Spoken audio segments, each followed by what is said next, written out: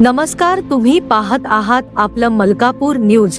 आपलं मलकापूर न्यूज मध्ये आपलं स्वागत आहे. कार्यकर्ते इकडे यायला लागले. कार्यकर्त्यांना काय आवाहन करायला पाहिजे? मी सर्व कार्यकर्त्यांना विनंती करतो, आपण अजिबात हॉस्पिटलला येऊ नका, कारण हॉस्पिटलमध्ये इतरही सर्व पेशंट आहेत आणि आताच जसं डॉक्टरांनी सांगितलं की पवार साहेबांची तब्येत आता नॉर्मल आहे.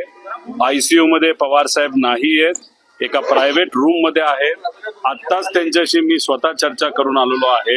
त्यामुळे कुठेही काही घाबरण्यासारखं, टेन्शन घेण्यासारखं अजिबात नाही. गेल्या 12-13 दिवसामध्ये फिजिकल स्ट्रेस म्हणजे तुम्ही बघितलं असेल, पवार साहेब स्वतः बऱ्याच ठिकाणी जात होते, लोकांना भेटत होते, त्याच्यामुळे थोडासा स्ट्रेस आलाय आणि आपण ज्याला कंजेशन म्हणतो म्हणजे कफ हा थोडासा काही प्रमाणात तिथं झालेला आहे. आता पुढच्या काही वेळामध्ये रिपोर्ट्स येतील.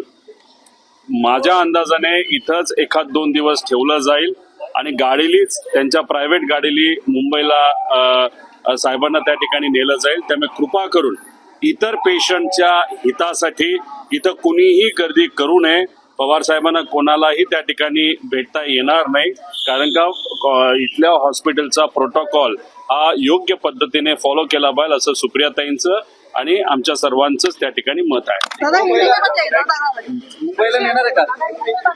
मुंबईला कधी नेणार आहे दादा? देखो, पवार साहब की तबीयत अभी बहुत अच्छी है. उनके टेस्ट वहाँ पे किए गए हैं.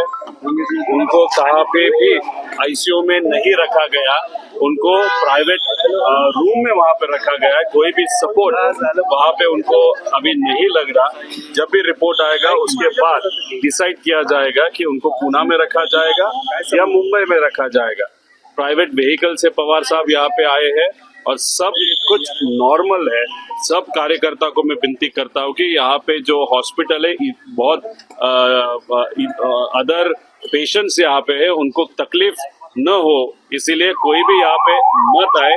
और कंटिन्यूअसली टाइम इंटरवल के बाद मैं खुद या सुप्रियाताई या डॉक्टर, कार्यकर्ता हो या तमाम महाराष्ट्र के लोग हो, उनको अपडेट देते ही जा रहे हैं.